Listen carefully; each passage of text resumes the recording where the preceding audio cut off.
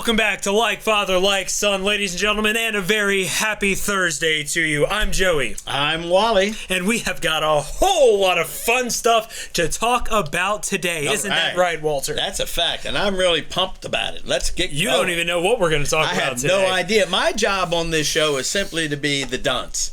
And I'm doing a pretty good job. Not the dunce. Not the dunce? You know, I mean, you were going to be the looks guy, but then we found out you're really not more attractive than I am. So if you use my brother, he's less attractive. Unless you're an 80-year-old woman. Well, there's a lot of good-looking 80-year-old women out there. And they like That's probably our demographic right now. So I was, you're saying as an 80-year-old woman, like, I got that. Yeah. Okay. I thought you were saying that you look better than an 80-year-old woman. Well, I have been put on confused a wig. With I was about to say put on a wig and you look like an 80-year-old woman. But speaking of 80-year-old women, let's talk about Disney. What the two have in common, I don't know. Absolutely. What a nice segue. Disney prices are on the rise, folks. It's true. They are on the rise. That's and impossible. How high could they get? That's actually what Bob Chapek, the new CEO, or however you say his last name, it basically said, is that as long as people are willing to pay for it, they're going to go up. I mean, he didn't say that verbatim, but that's what he alluded to. That is called marketplace economics. Exactly, and supply and demand. That is pretty much what he said. I think that's verbatim what he said is supply and demand. And when they stop buying the tickets, that will be the price. Right. Back it off $1. Well, it's not just the tickets, though. It's everything in the park. So you go into the park now, and the Dole Whip, as an example, which is a favorite of a lot of people, has increased by quite a bit. I'm talking like you're paying $7, $7.50 for some of this stuff. People were taking pictures of it. Bottled what water. What is the Dole Whip? Is that a food? Dole Whip is basically, and I'll probably get creamed for this in the comments because I'm not going to explain it right. But if you don't like what he's saying, comment below. It's basically like vanilla ice cream, and they take pineapple juice and put it over it. Okay. Dole pineapple. Okay. Right. So that's, one of those is $7. Right. I think it's over that. I'll have to remember or throw up the picture if I find it, or if I can find another picture of it. But that price has increased. There was something that was with ice cream that was like $7.50 or something, whereas before, whatever article that I was reading was saying that it was a lot less. But bottled waters, Cokes, food itself has all gone up. You now, this has been the case for a while, but you pay for parking when you park at the resort. So if you go to the resort and you're paying, the nightly price, you're also paying for parking. That's kind of been the case already. I think other resorts or other theme parks were doing that already. Parking is included in your fee. That's kind of the case with a lot of stuff right now, is how high are you willing to pay for a particular product? Yeah. I mean, per day, I know it's already reached its point with you as far as how high are you willing to go to pay to get into Disney World. I have reached the point. I don't want to make anybody mad. Back in 1975, shortly after it opened. My first time in Disney actually was 1974 in February when I was in boot camp. This is what he looked like. Actually, that was a claymation of me from 1974. But I don't know what it cost in because it was boot camp. We got in free. But right now, what did we pay last year? No, it's been a few years. It's been a couple of years. Yeah, so the prices have increased a lot since then. Isn't it $200 a day or something? No, for one person, you're in I think it's $110 still, maybe over that now. Well, no, I take that back. Before you cream me, I'm fixing myself. It depends on the day now. So again, supply and demand, higher peak times, prices are actually up considerably. Like if you go in June versus if you go in September. Now that September amount, I'm pretty sure is still in the 110 to 120 range, whereas June it goes above that or whatever. I'm sure I can throw up a price or a picture on what the price is, but it varies. So there is no this is the price, which is what it used to be. So it is supply and demand. All right, so what's something that you do like? Well, actually, Jean and I just went. Who's Jean? Oh, my mom. Your mom. We just went on a little trip to Pigeon Forge. I'm going to help you with this one. Pigeon Forge. And we intended to go see Dollywood, which of course is closed until March 12th. So instead we went and saw the some hillbilly thing. What was it that we... Hatfield McCoy. I'm going to help you out again. Well, I'm going to give you my honest opinion. We paid like $130 for the Hatfield McCoy. The chicken was good, as you said. The service was nice. The sound was great, a little loud. The show was as corny as it could possibly be. I mean, you are in Pigeon Forge. We were in Pigeon Forge, and they didn't open up in time. It started raining. We're standing out in the outside. Oh. But for $130, I could have gotten a lot of chicken dinners. However, we did pay for it, and it was interesting. But for me, this was a 42nd wedding anniversary, and let me say that if it was not a 42nd wedding anniversary, there is no way that I would pay $130 to go watch those foolish people. You're looking at Mom. Look at the camera. They want to know. Mom already knows. I'm sorry. I'm looking at my wife. She's standing there. You're looking for approval, like, right, Gene? Am I doing good? Dollywood, I can't remember. My wife is off camera, and it wasn't even open, but it was in the same. Dollywood's higher than that, It's but like- there's a lot more to do. There's a lot of shows. Dollywood's there's rides, almost there's- 100 each. Yeah, they're lower than Disney, but yeah, from what I remember, they were in the 80s to 90s. I think that's still the case. It was 80 something. Now that to me, actually, Dollywood to me is worth the money, though. I mean, there's a lot of stuff to do in Dollywood, And our waiter said that. for a lot of different age groups. Yeah. So like that would be something that my family and I could go on with you guys, and we go through, and you guys would find stuff that you like to do, and we have shows, yeah, and then there's rides. I mean, Mom could freak out on another ride again, going upside down on those. Are the shows? The shows are all included. Shows what are about the included in rides? the price. Oh yeah, all that's included. So that is you a good deal. And Mom loves Dolly Stampede. As well. Mom would say that is so. Mom, say off camera, this may pick you up. What would be a price what would be like the top price that you would pay for Dolly Stampede? She's thinking 85. She said 85 per person. Maybe even 100. Dolly, so, there my you go. wife would pay high dollar for some of that chicken with a bunch of horses running around in a circle. Per person, right? $100 per person, right? All right. So and we've been to the Stampede a few times. So what's a themed or like an entertainment thing that you really enjoy? Like maybe a concert or something? Like do you have anything that you enjoy anymore? At our age, we just don't do anything. For us to say we. Mom just told me something that she would do though with a price we did go and we had fun. But normally we just wake up in the morning and thank God that happened. that you're alive. We're alive. That's a good thing. It's a good thing to be thankful for. Well, something that we do like is we like going to Florida.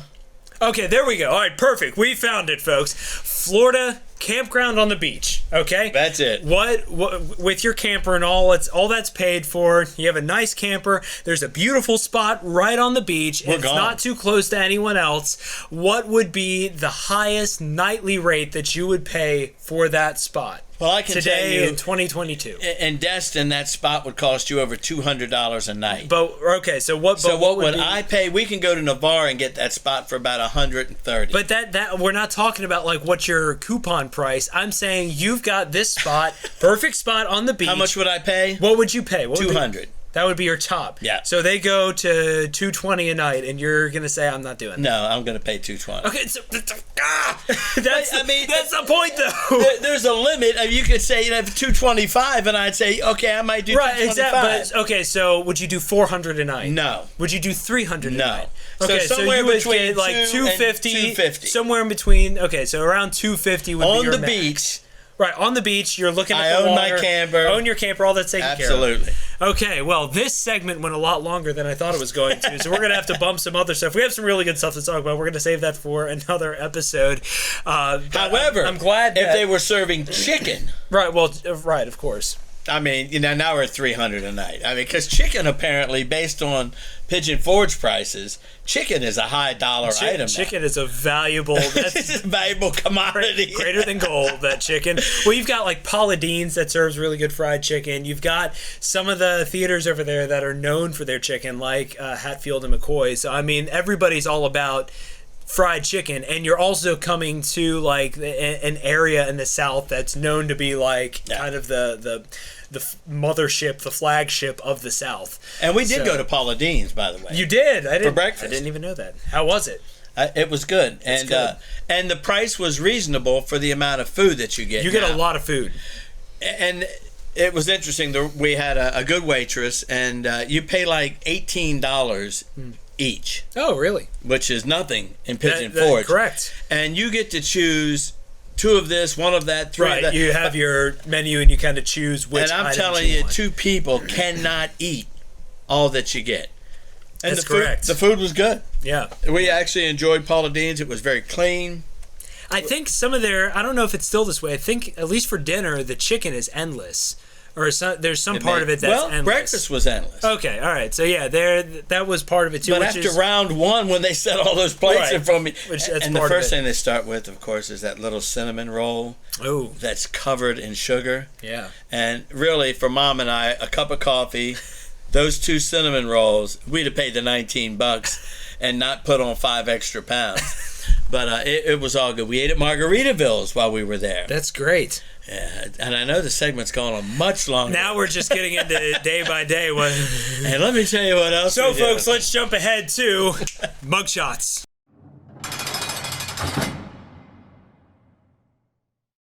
Finances, marketing, creative writing, artistic development, biohacking your brain's health. There's no shortage of online courses. In fact, there's just too many choices. But there's good news. Help is on the way. Dive in with Walt in Walt's Course on Courses. Don't waste any more time deliberating over which course to take and choose Walt's Course on Courses today. Learn with Walt as he guides you through the stormy waters of courses and enjoy every minute on your path to the right course for you. Hi, I'm Walt. Over the years, I've taken countless courses, and I can tell you one thing I've learned. There's a lot of courses out there to take. I wish I would have had this guidance back then to help me navigate my choices. So let's help you find your best course today. Don't wait. Subscribe today for only 2 easy payments of $19.99. And when you do, you'll also receive Walt's Course on Courses. If you need help finding the right course on course choices, then you need this Course on Courses. Call now to get both Walt's Course on Courses and the Course on Courses all for 2 easy payments of $19.99. Call today.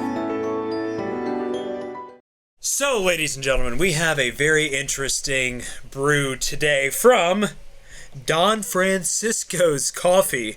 Now, you're not going to find Don Francisco just anywhere. You're not going to find it anywhere. Except for at your local IGA, possibly. Or, wherever Don Francisco's carried. I've got to say, and we're laughing because this isn't exactly this isn't your highfalutin coffee, but it's not bad. I've been drinking it in my grumpy old man mug in the mold of Dad from the 1970s. And I've been tasting it in my Café du Monde. Café du Monde mug, which, for those of you that don't know what Café du Monde it is a very famous restaurant in New Orleans, very famous for its beignets. But I don't know. I mean, it's not like it's not earth-shattering. It's certainly not like this is the best cup of coffee ever. But for a non-Starbucks Dunkin' Donuts or like a higher blend of coffee, it's not bad. No, and if it was me, instead of calling it Don Francisco's, I would have called it Don Quixote's and put a donkey on the front. And that way you could have had more fun with it. I'm not sure. But as the son said, we will not be purchasing this round of coffee again. However, I do like the can. Quixote. The can. Don Quixote. Yeah, that's no, that's not it either. Anyways, so it doesn't have a really strong taste, but that tastes like a donkey. There's a bit of a buzz that you get from it. I mean, it's kind of strong. Maybe you just made it strong. I don't know, but now when you open said can, it smells like it's ground coffee. So it does. It's supposedly a vanilla nut. Yep. So for those of you that are fans of Don Francisco, I certainly do not mean to offend anyone. I will gladly drink this anytime, but not my favorite. Right. Definitely not my favorite. And that's what this is about, is favorites. Speaking of favorites, let's talk about the best and worst of several things, actually. So the first thing, and actually, we need a fun little intro. So let's talk about the best and worst.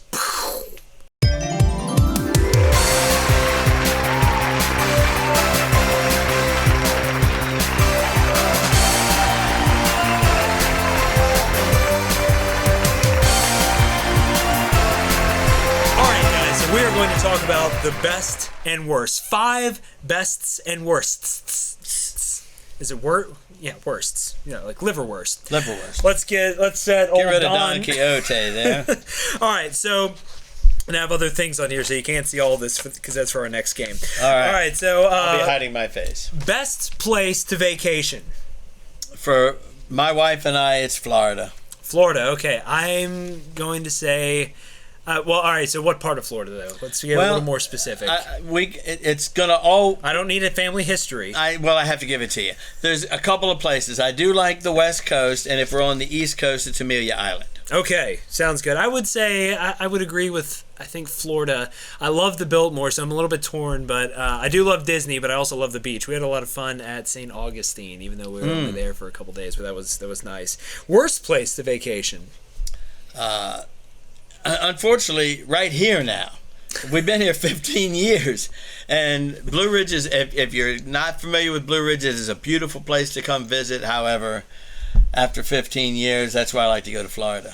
All right, so I would have to say the worst place to vacation would, for me, I think be,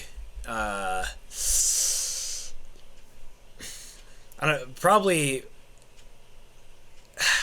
Yeah, maybe. So you didn't think that thing through, did you? I did. Well, I'm afraid I'm going to offend somebody by saying this, but it doesn't matter. I would say Memphis. I would not want to go to Memphis. High crime rate. There's a lot of history and stuff there, but there's just no part of me that wants to go to Memphis. And when you say that, just real quick, we went to Nashville, and as exciting as Nashville sounds, when you're walking down basically what the Strip is, it's kind of dangerous. Yeah. You don't feel real comfortable there. There's a few museums. The Country History Museum that was very nice. East Tennessee's nice, but Middle and West Tennessee, sorry Tennesseans, I am one, but sorry. All right, so best band, like music band. I go too far back on that. Unfortunately, that's okay. My favorite. I do have a few favorites. Started off listening to Led Zeppelin. They were one of my favorites for a while. Just pick one. Just one is going to be Led Zeppelin. I knew it. When I wrote that one down, I thought it's going to be Zeppelin. I would have to say mine is a little bit of a toss-up. There's a band which you don't know of called Silverstein that I've always loved. Them and Switchfoot. So it kind of goes back and forth. I do love some Switchfoot, though. They were good. Worst band. I'm going to start this one. It's a band called Gwar. And they are a metal, weird, nasty band that wears these big evil mask things. Not Slipknot. These guys have this full big costume. It's crazy. It's weird, nasty stuff. I don't recommend it at all. I was never into costume bands, and I haven't thought about a lot about worst, but probably Kiss. Kiss? Ooh, you're gonna that's it. We're canceled right there. Sorry guys. Best car. I've only owned a few of them, so it probably has to be something we've actually driven. Sure. Okay, that's fair. It can be a brand too. It doesn't have to be the exact. But I love Dodge trucks. I would have to argue that Ford is the best truck. Though I do own a Ford now. You do. You do. I would argue that the worst car, I'm going to have to say on for most of them is going to be Dodge. I'm not a Dodge fan. Well, and this is one that's not like father, like son. No, and I would agree with you for the most part. Most of the Dodge selection is pretty lousy. They've got a couple of the old, fast type cars. Now, back in the day when I was a young man, the 440 GTX, they had a lot of high performance Dodge. This is back in the 60s and 70s. That's not where Dodge is today. Correct. That's not where the world is today. Well, the world has moved on. They have, because that's 60 years ago now. And left Dodge behind. Unfortunately. All right, so best fast food. Well, if I'm... It's yours. It's yours. It's not like the population's. No, I understand. If the $3 million I've spent in my life at McDonald's. That's. Yeah. However, where I like to eat and where my wife and I, your mother, by the way. She is my mother. We go to Arby's quite a bit. So Arby's is your favorite? I think Arby's is my favorite now. All right. So what's the worst then? I like fast food. So there's no worse fast food. I'm gonna say my favorite, hands down, is Zaxby's. Every day of the week, love Zaxby's. Worst is Hardee's. I have had so many bad meals at Hardee's across the nation. Okay, if I had to get our sponsor today is Hardee's, by the way. I would agree with you. Hardee's and I've eaten a lot of Hardee's because it was just close. I keep trying to give them chances, and most of the time it's like none of them can get any. Now the best Hardee's burger that I have ever had, and I order it usually is the mushroom. The mushroom Swiss, yeah. Thank you. I've tried that one. It drips all down your face. It's just all over you, and it is pretty tasty. However, it will send you to the bathroom. I'm just saying. And on your trip to the bathroom, what would you prefer to wear for shoes? What's your best shoe and worst shoe? I can't believe you just asked that. And this is a shout out to Mike Lindell, because this is a My Slipper.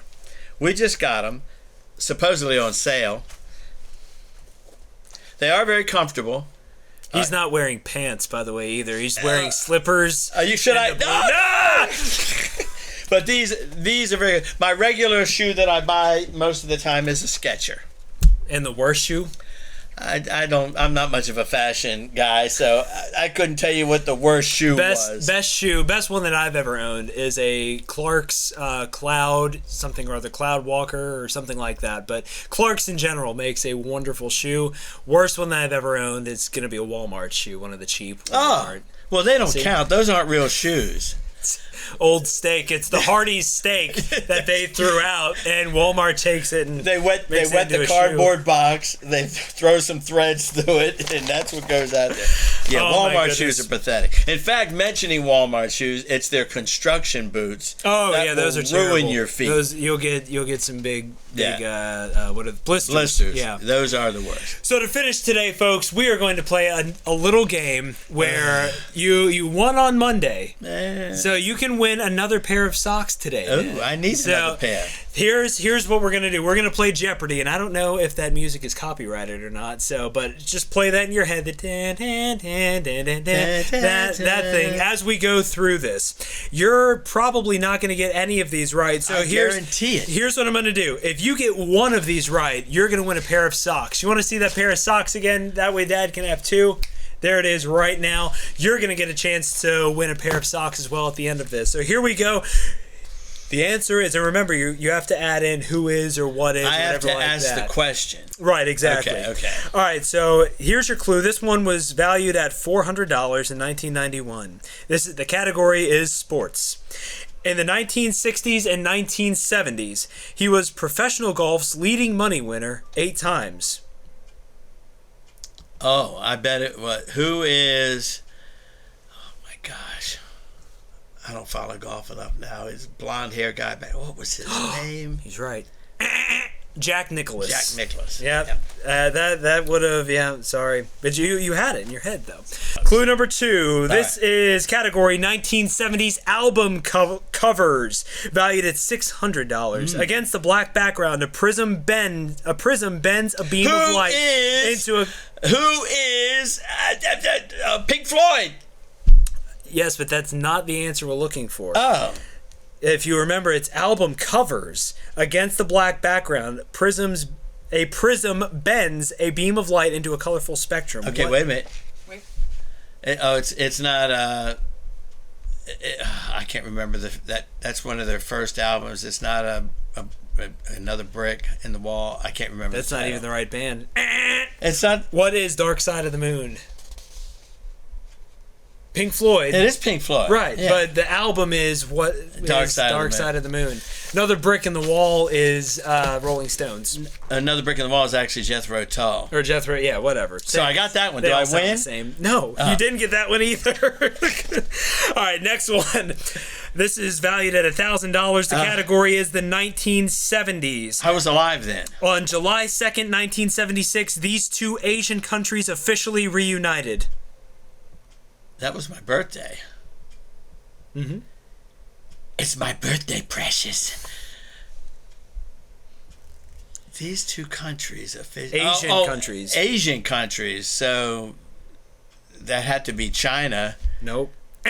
What are North and South Vietnam? Oh, Come that's after the on. war, and I actually have the war medal. And you were there for it. Yeah. Yeah. At the You end. were 21. Yeah. That was your 21st birthday. That would have happened. It made a huge impact on me. Obviously. Next question. For $25,000. No, but this one was 1200. Okay. And 1970s TV is our category. Full name of the show on which Bill Bixby became angry, became too big for his shirt, and became Lou Ferrigno. Full name of the show on which Bill Bixby became angry, became too big for his shirt, and became Lou Ferrigno. Well, Bill Bixby also played on another show, but what is the Hulk? All I can remember is the Hulk. I'll give that one to you. All right. Although Alex Trebek wouldn't have, God rest his soul, what is the Incredible Hulk? The Incredible Hulk. But we're going to give that one to you. Wasn't one of my favorites. I wasn't much into So, that. Dad, you've won the socks again. Congratulations. And you can win them, too, after this last question in a board game based on this 1972 to 1974 government scandal. The last person to stay out of jail is the winner. This one was, again, category 1970s, valued at $600. Board game based on the 72 to 74 government scandal. The last person to stay out of jail is the winner. Well, the scandal would have been Watergate. That's correct. What is Watergate? You didn't say what it is, but we'll still give it to you since this is real Jeopardy anyways. Two. He got 2. And actually, Very the good. 2 was just what Richard Nixon would do back Right, then. exactly. I am not a crook. Very good.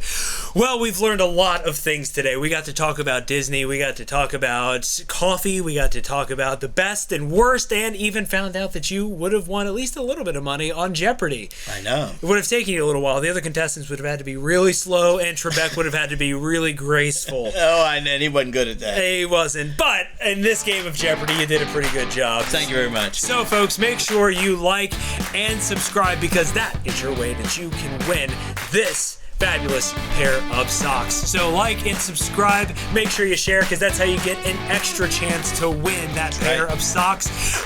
Our winner, which I forgot to mention on Monday, winner's going to be announced later on today, or will be picked later on today, and we're going to find you and make sure you get your pair of socks. So We want them to have the socks. Absolutely. So make sure you do that. Like, subscribe. Thank you guys so much for watching. This has been Like Father, Like Son.